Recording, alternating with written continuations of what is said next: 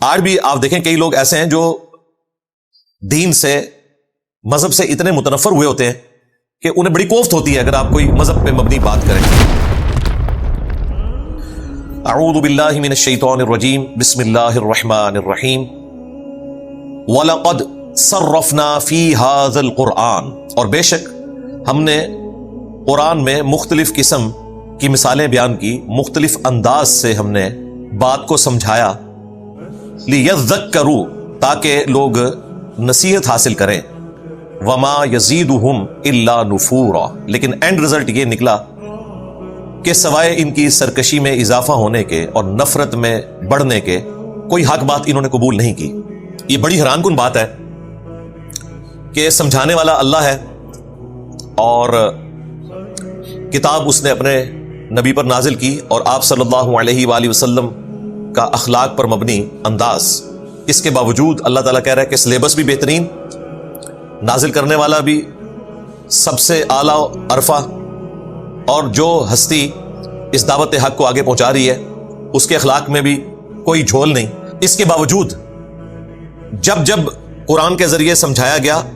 تو ان کی سرکشی میں اضافہ ہی ہوتا چلا گیا۔ یہ ان لوگوں کے لیے جو حق بات کو قبول نہیں کرنا چاہتے، پھر انہیں ہر سچائی کی بات سے چڑ ہونا شروع ہو جاتی ہے۔ آج بھی آپ دیکھیں کئی لوگ ایسے ہیں جو دین سے، مذہب سے اتنے متنفر ہوئے ہوتے ہیں کہ انہیں بڑی کوفت ہوتی ہے اگر آپ کوئی مذہب پہ مبنی بات کریں۔ پیچھے ایک ٹریک ریکارڈ ہے ان کے، شاید ان کی زندگی میں ایسے واقعات ہوں،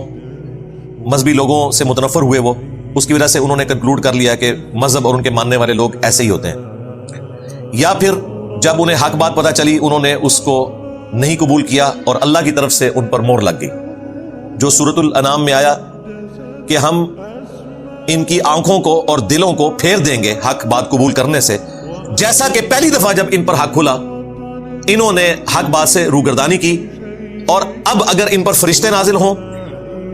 اور مردے قبروں سے نکل کے ان سے باتیں کرنا شروع کر دیں، یعنی آخرت کا وہ بتانا شروع کر دیں ان کو، اور ہر وہ چیز جس کا وعدہ کیا گیا، یعنی عذاب قبر، عذاب آخرت، فرشتے، یہ ان کی نظروں کے سامنے بھی آ جائیں، تب بھی حق بات کو قبول نہیں کریں گے۔ یہ ہے پوائنٹ آف نو ریٹرن، ختم اللہ علی قلوبہم وعلی سمعہم وعلی ابصارہم۔ تو یہ سٹیج آ جاتی ہے۔ اس کا قطعاً یہ مقصد نہیں کہ کوئی شخص یہ کہے کہ قرآن ایک ایسی کتاب ہے جو لوگوں کی گمراہی میں اور نفرت میں اضافہ کرتی ہے، نہیں۔ قرآن کی مثال اس رحمت کی بارش کی سی ہے جو اچھی زمین پر پڑتی ہے تو وہاں سے فصل نکلتی ہے، اور اگر تعفن والی جگہ پر پڑتی ہے تو وہاں سے بدبو پھیلتی ہے۔ وہ تعفن خود انہوں نے اپنے لیے کمایا ہوا ہے، ورنہ اللہ تعالیٰ نے تو اس کتاب کے بارے میں کہا کہ یہ انسان کے روحانی امراض کی شفا کے طور پر نازل ہوئی ہے، اس کی صفائی کرنے کے لیے ہے، اور اس میں کوئی تفریق نہیں ہے کہ یہ اہل ایمان کے لیے ہدایت ہے اور کافروں کے لیے نہیں ہے۔ ھدی للناس وبینات من الھدی والفرقان۔ بل یہ جب بھی میں قرآن میں پڑھتا ہوں سورہ بنی اسرائیل کی، تو مجھے پریکٹیکلی اپنے مسلمانوں میں کافی سارے لوگ فیل ہوتا ہے کہ ان کے ساتھ بھی یہی معاملہ ہے کہ جب جب ان کے سامنے قرآن پڑھیں ان کی سرکشی میں اضافہ ہوتا ہے، ضد میں آ جاتے ہیں۔ جو لوگ توحید سے برگشتہ ہیں، آپ ان کے سامنے توحید سے متعلق آیات پڑھنا شروع کریں ان کا چہرہ لٹکنا شروع ہو جائے گا۔ سورہ المؤمنون میں تو یہاں تک آئے گا آگے چل کر، قریب ہے اے نبی یہ تم پر جھپٹ پڑے تمہارے ساتھیوں پر۔ پھر سورہ المؤمن، سورہ غافر میں، سورہ الزمر میں، ان صورتوں میں یہ سارے مضامین آئے ہیں کہ جب اکیلے اللہ کا ذکر کیا جاتا ہے نا تو ان کے دل جو ہے وہ تنگ پڑ جاتے ہیں، دل بیٹھنا شروع ہو جاتے ہیں، اور جب اور ہستیوں کو ساتھ شامل کیا جاتا ہے تو یہ خوشیاں مناتے ہیں۔ یہ آج تک ہو رہا ہے۔ ہمارے ایک بھائی جو اس دعوت حق سے متاثر ہوئے، وہ عالم دین تھے لیکن انہوں نے اپنا سٹیٹس ڈسکلوز نہیں کیا، اور مسجد میں آہستہ آہستہ دعوت توحید بیان کرنی شروع کی، تو ایک دو جمعوں کے بعد ہی لوگوں کو آئیڈیا ہو گیا، اور جو بڑے بوڑھے نمازی تھے انہوں نے ان مولانا صاحب کو کہا کہ تسی ہر ٹائم اللہ نہیں دھوندے رہندے ہو، یعنی پنجابی کا محاورہ کہ استغفر اللہ تو بولی کہ تم ہر وقت اللہ کے ذکر کرتے ہو، ایسا یہ تو ایک نوٹوریس مثال کے طور پر بات کی جاتی ہے نا، جیسے دھوبی کا کام ہر وقت کپڑے دھونا ہے تو وہ کہتے ہیں اللہ نہیں دھوندے رہندے ہو تسی، کوئی بزرگوں کا بھی ذکر کریا کرو۔ حالانکہ مسلمان کو تو جیلس ہونا ہی نہیں چاہیے اللہ کے ذکر سے۔ بزرگ، انبیاء، اہل البیت، اصحاب، ان سب کی زندگی کا مقصد کیا تھا؟ اللہ کا تعارف کروانا. تو یہ حقیقت بات ہے کہ جو لوگ توحید سے دور ہو جاتے ہیں ان پہ شیطان کا ایسا غلبہ ہوتا ہے کہ جب جب آپ قرآن سے آیات پڑھتے ہیں نا تو ان کی سرکشی میں اضافہ ہوتا ہے. ریسرچ پیپر میں نے جو لکھا امام الانبیاء کی دعوت قرآن صلی اللہ علیہ وآلہ وسلم،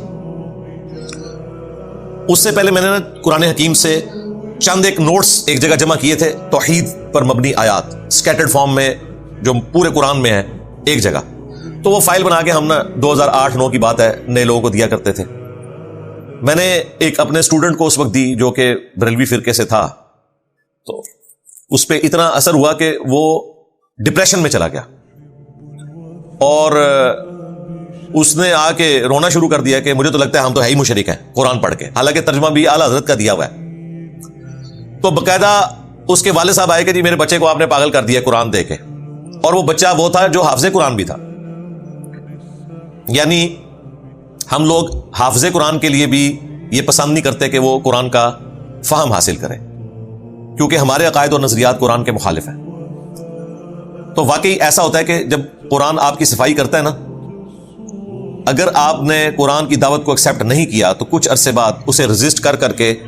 آپ کے اندر اس طرح کی ریزسٹنس پیدا ہو جائے گی کہ پھر آپ کے عقیدے کے خلاف اگر کوئی آیت حدیث بھی پیش کرے گا نا، آپ کو اس آیت اور حدیث سے بھی نفرت ہوگی، آپ کی نفرت میں اضافہ ہی ہوگا.